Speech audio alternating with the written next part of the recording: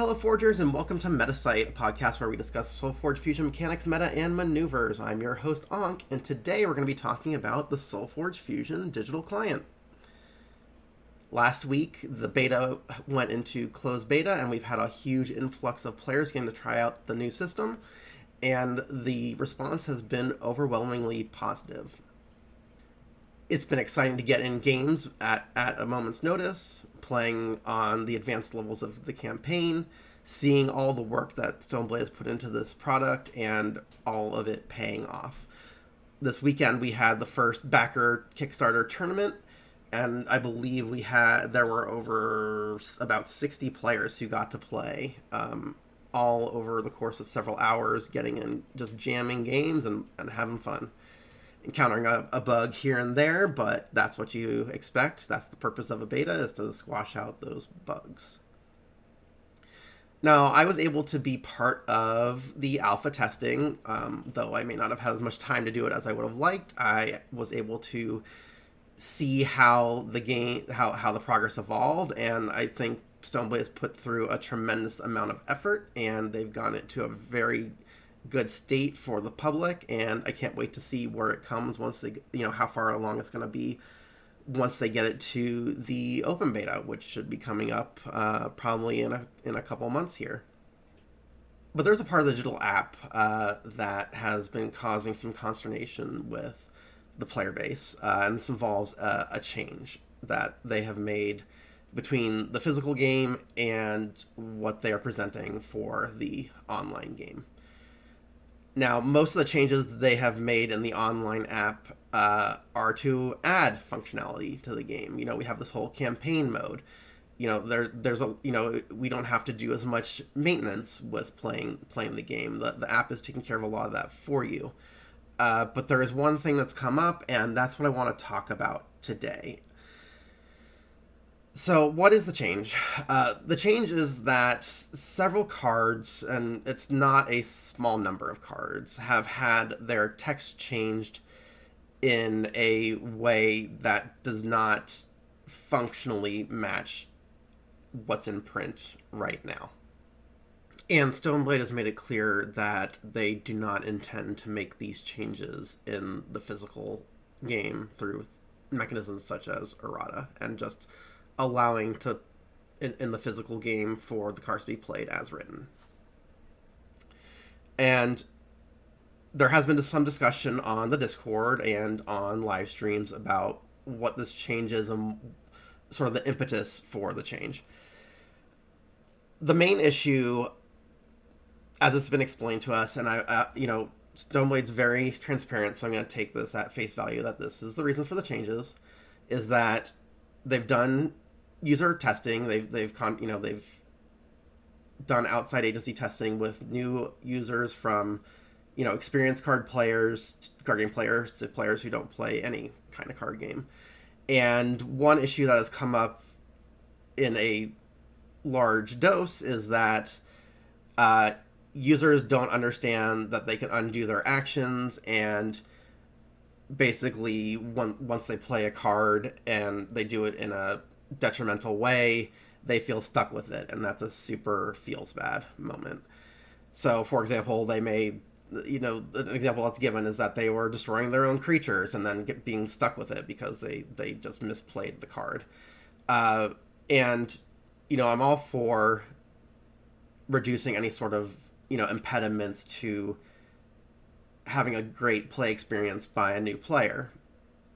At the end of the day, that problem needs to be solved, but I believe it needs to be solved in a way that is as non-invasive doesn't have cascading repercussions to the physical game.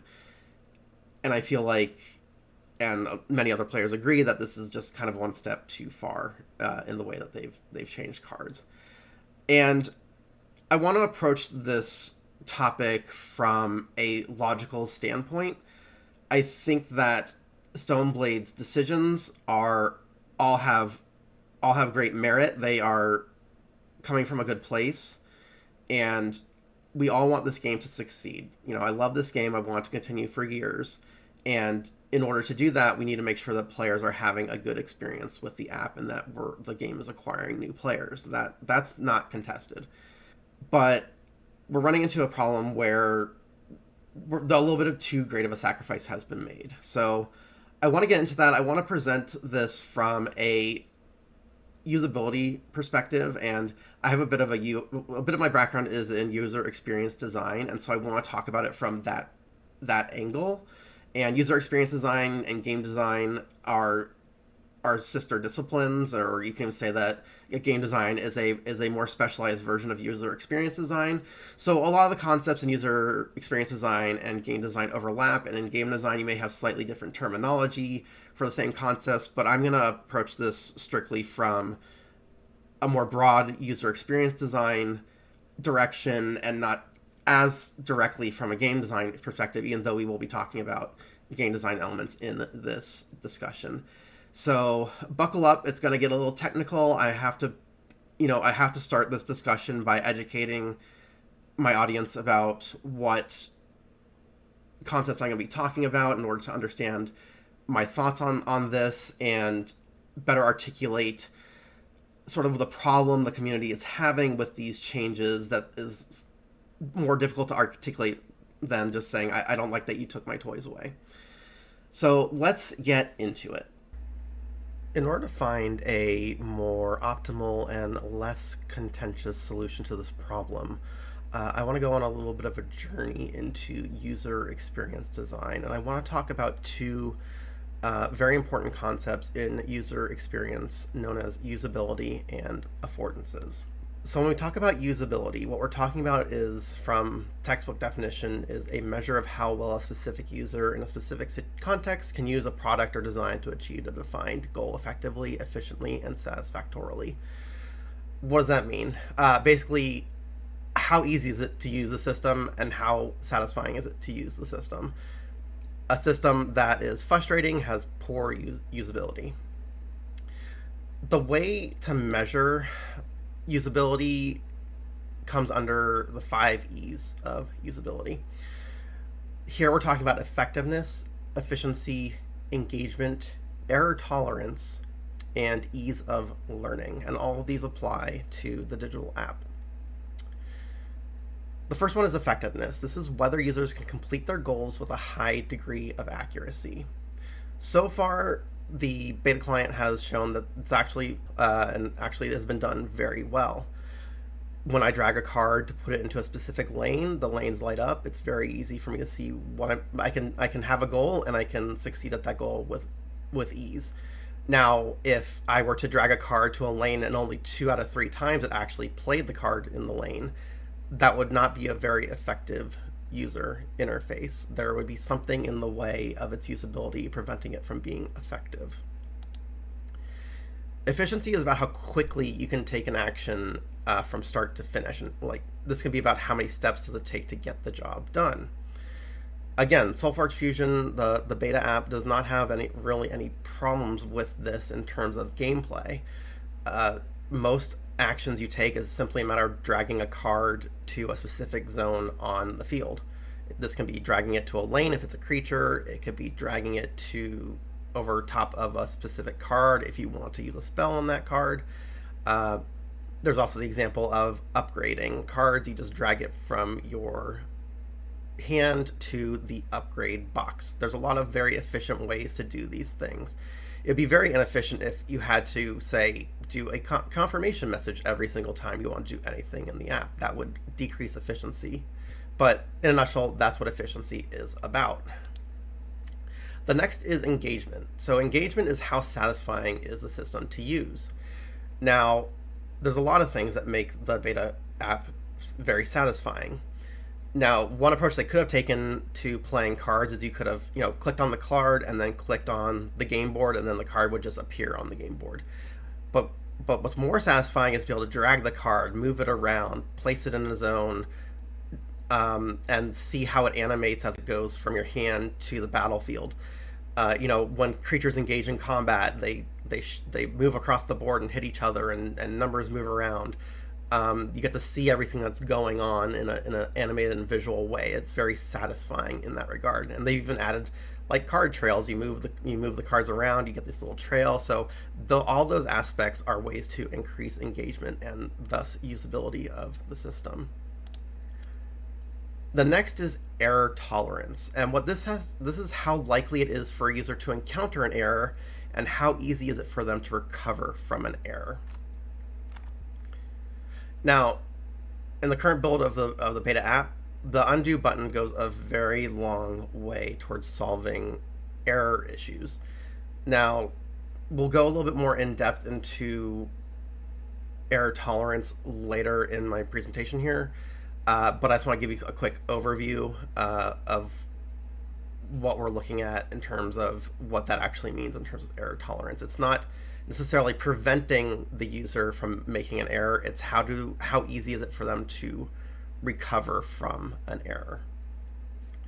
And the final aspect of usability is ease of learning. How easy is it to understand how the system works? Now you have two aspects of ease of learning. One is how easy is it to learn the game itself, and how easy is it to learn the systems that allow you to perform the game actions. Now, in this context of usability, what we're really talking about is how easy is it to understand the system interactions. Dragging cards around, moving between menus, all those things have to do with ease of learning. And a lot of these things are taken care of pretty straightforward through the tutorials. So that's all about usability. Let's talk a little bit about what an affordance is. And so what an affordance is the quality or property of an object that defines its possible uses or makes clear how it can or should be used. Okay? So for example, in the real world, we have a door handle, right? The shape of the door handle, its orientation, how it's attached to the door, indicates I can grip this with my hand, and it also indicates it's something that I can pull on. Now, affordances can also be context specific. Here we have another handle on a suitcase. Now, while with the door, you have the handle that you want to pull in parallel to the ground, the handle on the suitcase you want to pick up and down. So you're still having a pull action. It still suggests I wrap my hand around this thing, but what you're using it for is different because of the context that we're in. Now, affordances can be broken down generally into three categories: perceptible, hidden, and false affordances. So perceptible affordance is a property of an object that suggests how it should be used. So taking another real-world example, let's look at a cup, right? It's a concave object, it's solid, it has a flat bottom. It indicates something should be put into this. You can put water in it, you could put a pencil in it, It has a specific, because of the way it's designed, it has a specific use case in mind, right? Cards in Solforge Fusion also have perceptible affordances when you understand what the object of the game is. For example, with a creature, the immediately perceptible affordances to a new player is that you can use these to damage your opponent. You can also use them as blockers to to protect your life total.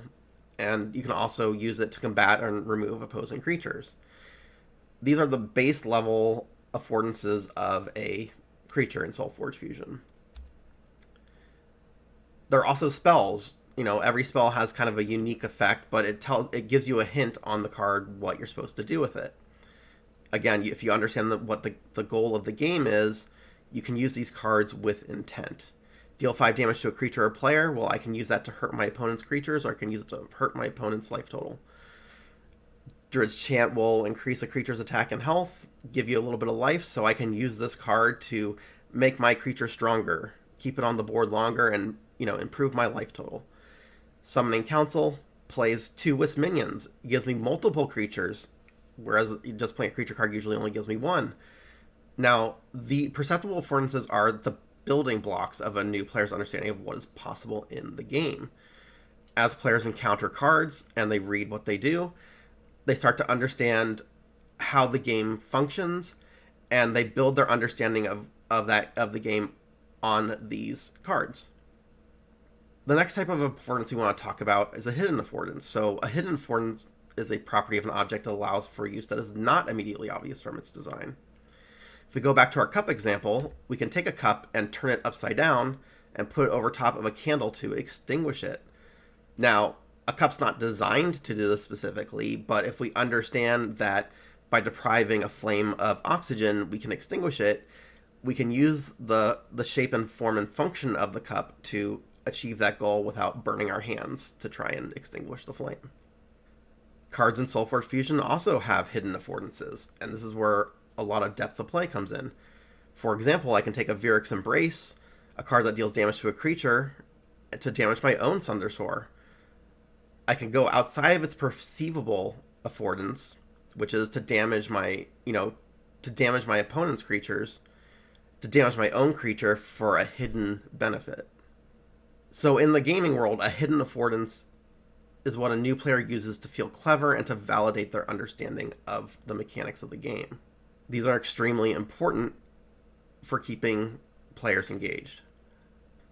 Now, the final affordance I want to talk about is a false affordance. Okay, and this is a property of something that suggests it can be used in a way that it can't actually be used. An example of this would be a cup that has holes in it that you cannot see at first glance.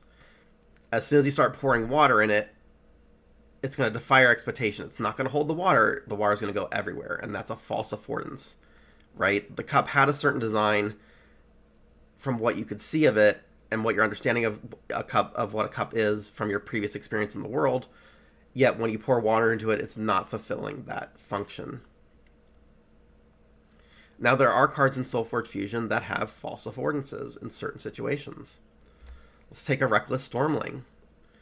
Now, perceived affordance of a creature is that when you play it to the board, it sticks around to damage your opponent.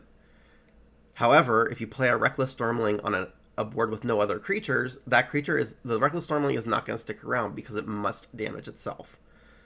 So, by the nature of being a creature, suggests that I should use it in a certain way. Well, if I miss the property, just like missing the holes in the cup, if I don't understand that deploying it to an empty board is going to cause it to damage itself, I encounter a false affordance. So false affordances are what frustrate new players and invalidate their understanding of the game.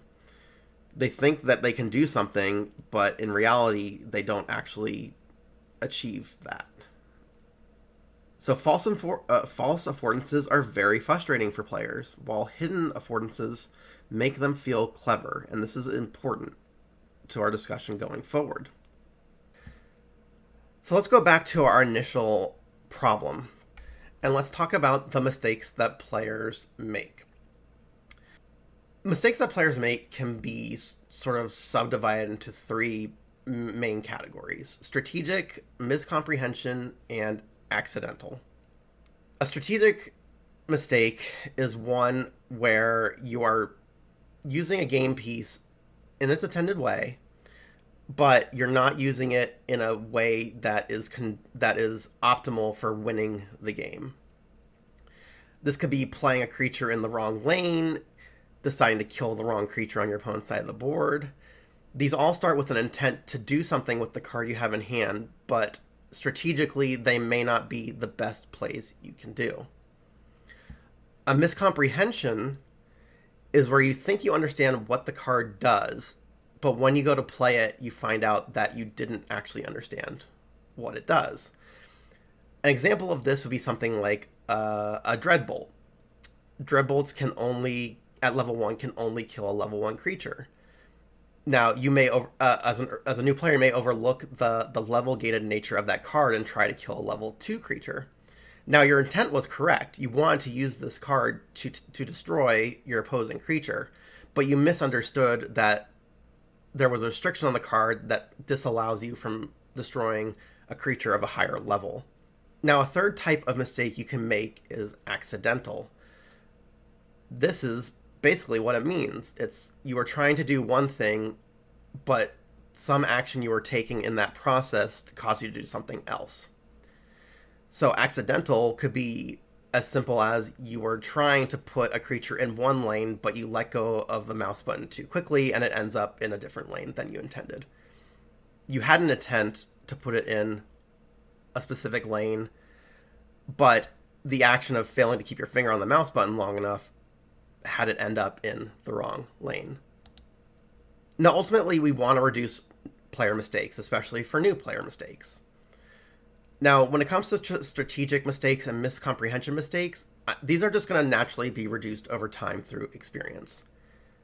When you make a strategic mistake, those take the longest to fix.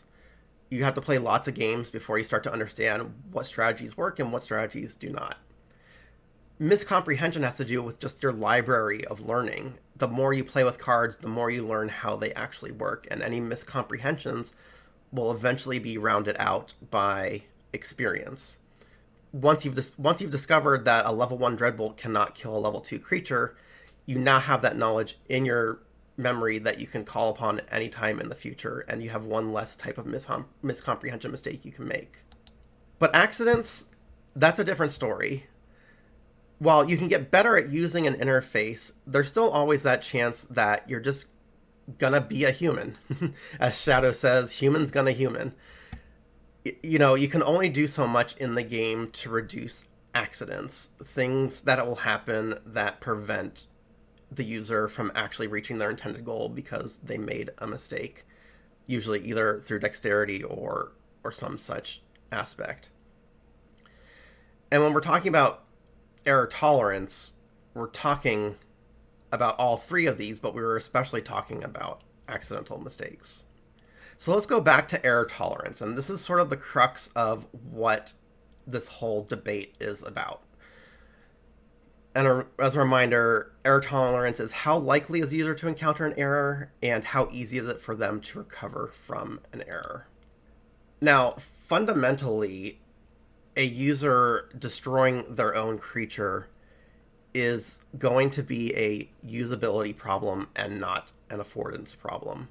The fact that the system allows you to destroy your own creature is not the source of the problem. The problem lies in that your intent did not end in the goal you were seeking out. And how do we know that's a usability problem and not an affordance problem? We know this because it doesn't happen in paper, okay? New players don't accidentally lightning spark their own creatures. A player playing a lightning spark in paper is going to announce, I want to play this lightning spark. I want to use this lightning spark on your Blight Witch. Your Blight Witch is going to take 5 damage. Now, we could change the rules of the game in a way that would allow a player to accidentally lightning spark their own creatures. We could change it into a dexterity game. We can say, player lightning spark, throw it at the table. Whatever creature it hits, that's the creature that takes the damage. But that's not what Solforge Fusion is, right? We have to travel from intent to outcome.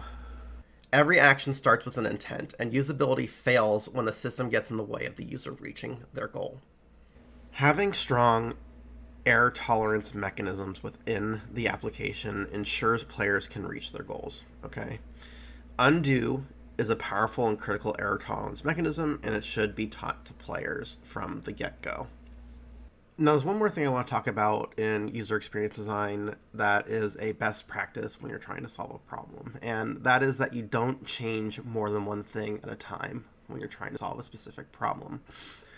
For example, if you have a button on a web page that your users are having trouble finding, there are several ways to solve that problem. You can change where the button is on the page. You can change the text on the button. You can change the color or the size of the button. But what you don't want to do is do all of those things at the same time, because every change that you make can introduce a new problem in another way. Usually what you'll do is something called A/B testing, where you'll present users with 2 different versions of the page where you've changed an element in one way and see which element has made the best improvement for users finding that button.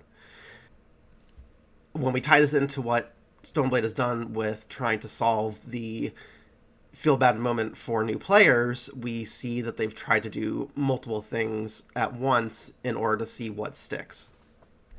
Now, the problem with doing that is, like in any good experiment, if you change multiple variables at the same time, you cannot isolate what actually changed the outcome.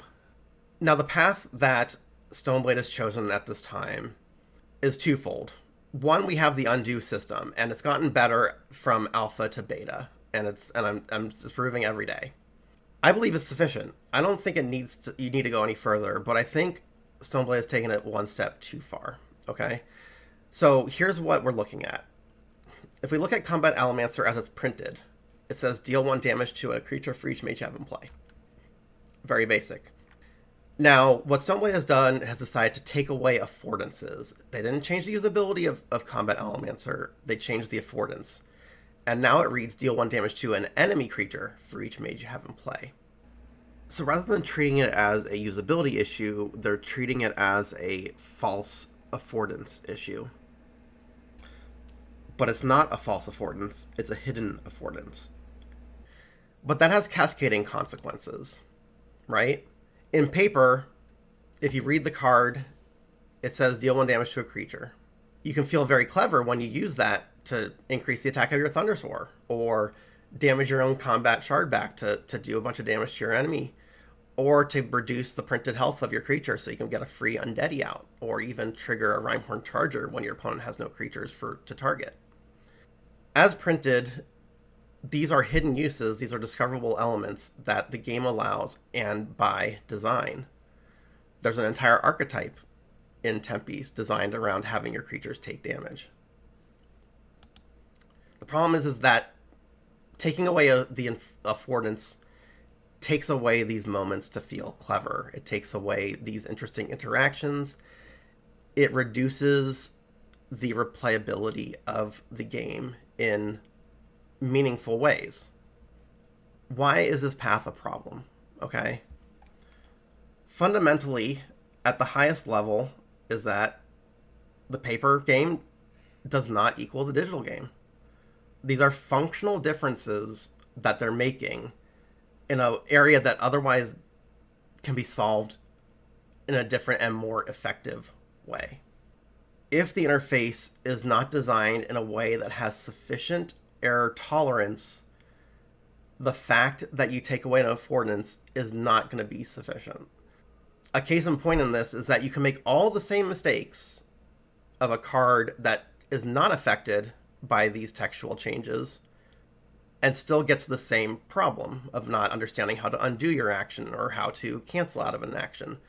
Trying to put your creature in one lane and then accidentally replacing a creature in a different lane is going to feel just as bad as trying to destroy your opponent's creature but destroying your own because you let your finger go too quickly. The second is it denies discovery.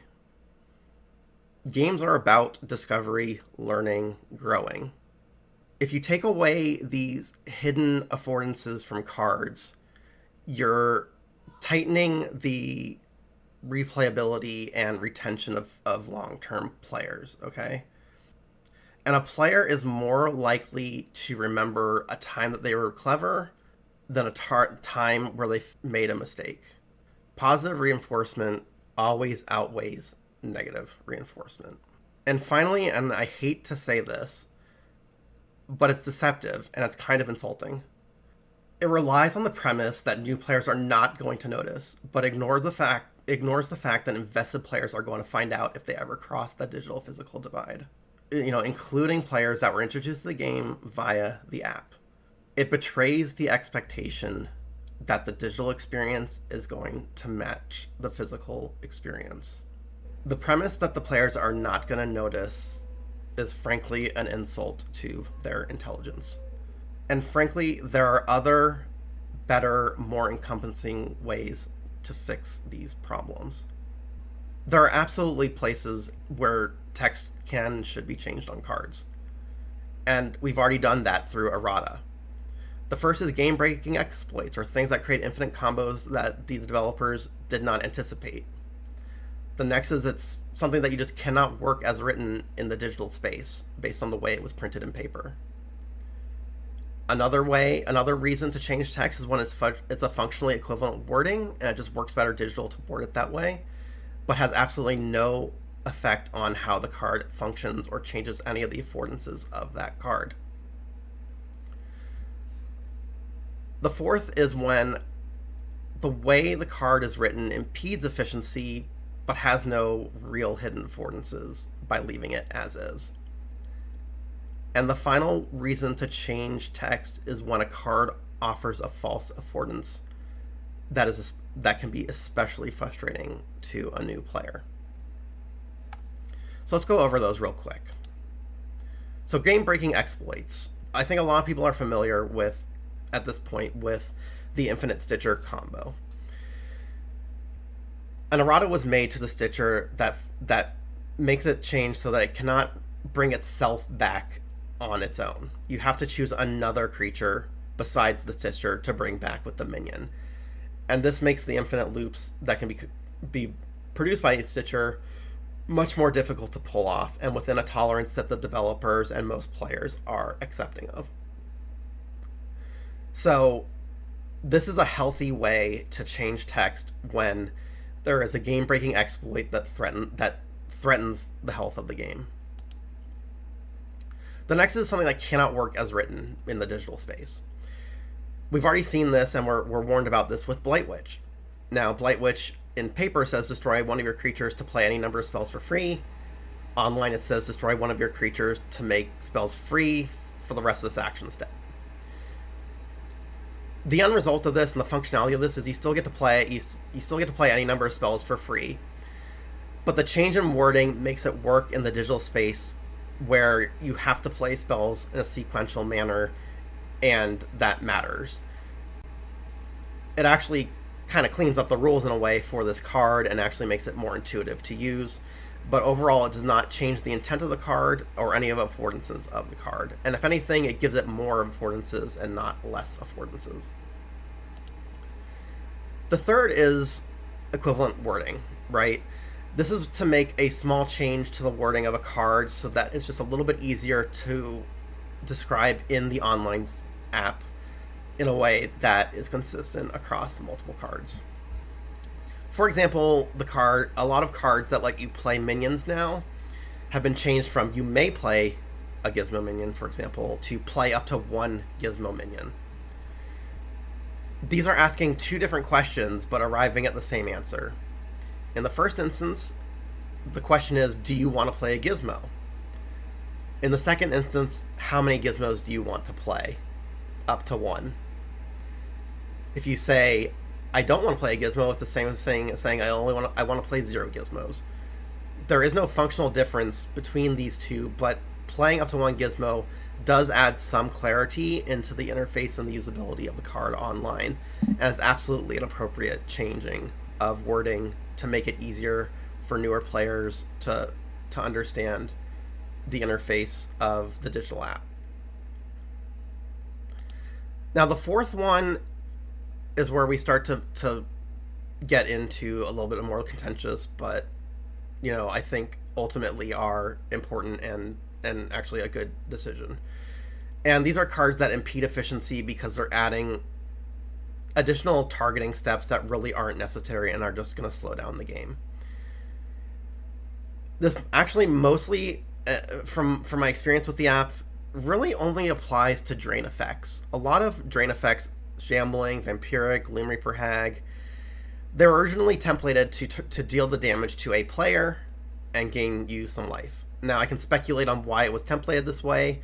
It could have been word count for the printing. It could have been that the designers thought that there may be a multiplayer mode and they didn't want it to damage all enemies. It just they wanted you to pick one enemy, and they just chose player rather than enemy. But in the reality of the game as it stands now and will likely be in the future, there is no real hidden affordance to damaging yourself to gain an equal amount of life, right? There are no cards in the game that care about doing that over the primary affordance of just doing that damage to your opponent and you gaining a life, creating a life differential. There's just no reason in the game as it stands to deal the damage to yourself and gain that health back. So by changing it to reduce the additional click or trigger or need to target the opposing player, you're increasing efficiency without changing the effective functionality or removing affordances that really are kind of false affordances, right? And the final one is cards that have false affordances. And these are a very, very narrow band of cards in the game as it stands right now. And I'm going to explain to you what I mean by the cards that have false affordances. So, Arrogant Lasher is a card that says deploy, deal 6 damage to another creature. From a new player's perspective, the most common way that they're going to perceive to use this card is to use it as a way to destroy one of my opponent's creatures or to deal damage to one of my opponent's creatures. It's pretty straightforward.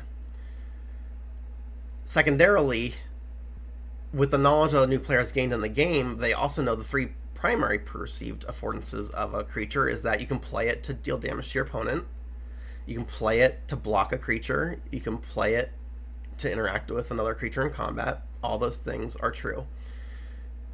The first instance where you're playing it to deal damage to your opponent is where you can sometimes get into a problem with what can be perceived as a false affordance.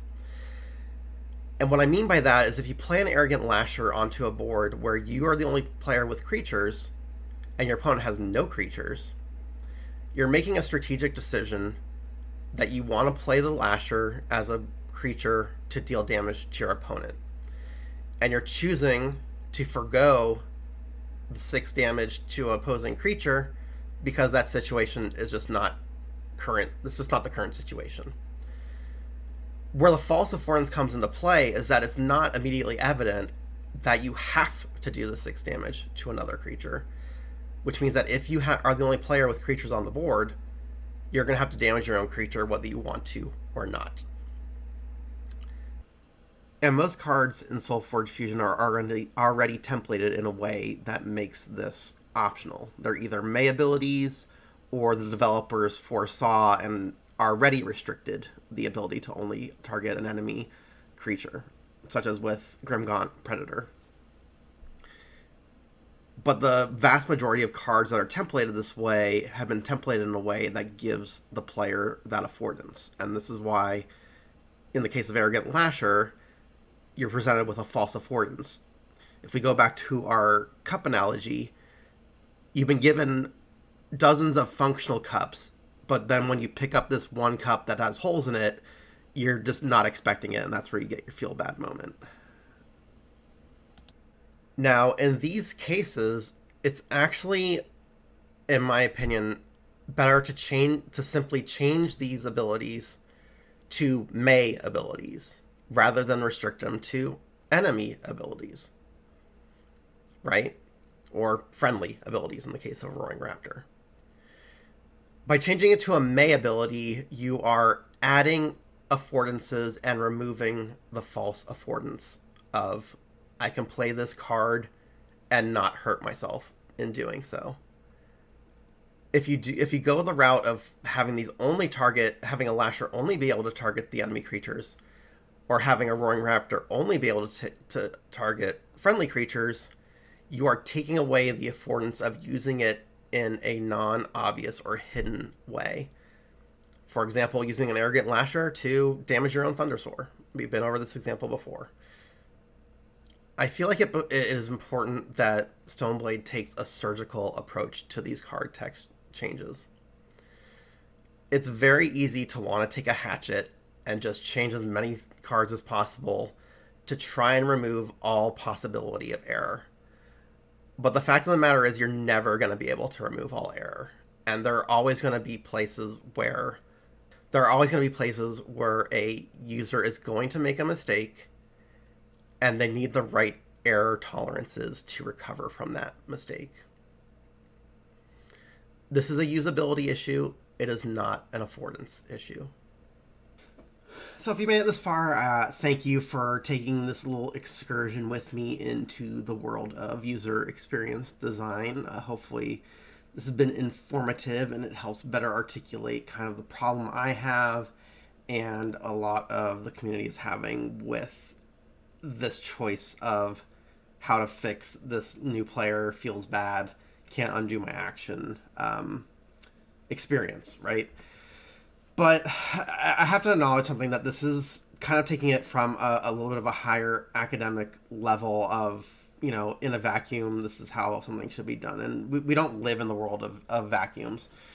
There are always going to be external factors in, what are feasible solutions from a business perspective, from a time perspective, from, a human cost perspective, from what's What's the vision for the overall game perspective, right? There's all these different conflicting factors that go into decisions like this, and it would be unfair not to acknowledge those. But ultimately, I want to turn the red light, the blinking red light on, and make sure that Stoneblade is aware that this issue may be bigger than what they initially thought. Uh, you know, Making games is hard, and Stoneblade has a very small team, and they have to make choices. You know, there are hidden benefits to changing the cards and how they function online, and we've actually kind of seen this in the development of the app. Ever since they made it so Utera Charger can only target enemy creatures, well, the AI has stopped killing its own creatures with its Utera Charger, right? But there are other ways to solve things like that, but they take time, they take resources. But there's still time, right? There's still time to fix these things, and there's still time to prevent this issue from creeping into greater public awareness and new player awareness. So I hope that Stoneblade, thinks about these things, makes a decision on it, tries different things. That's what betas are for giving out feedback. And, this is just one perspective. Other people may have feelings about it and maybe excited about the changes to the wording on cards. And I think those voices should be heard as well. So these are my points. Again, I'm coming at this from a user experience perspective. I'd love to hear comments from my audience about what their thoughts are on these changes that Stoneblade is making, and it's not set in stone yet. The digital client hasn't been released in mass to the public yet. People haven't had a chance, only really these closed beta testers have had the chance to experience the cards in these ways. So, yeah, what do you think? Leave a comment. I'm happy, I'm glad that you made it this far into the video, that you've, given me the amount of time that you have on this issue. And, don't forget to subscribe to the channel. You can hear my thoughts on other things in the Solforge Fusion universe. And yeah, thanks again for watching, and I will catch you on the next episode of Metasight.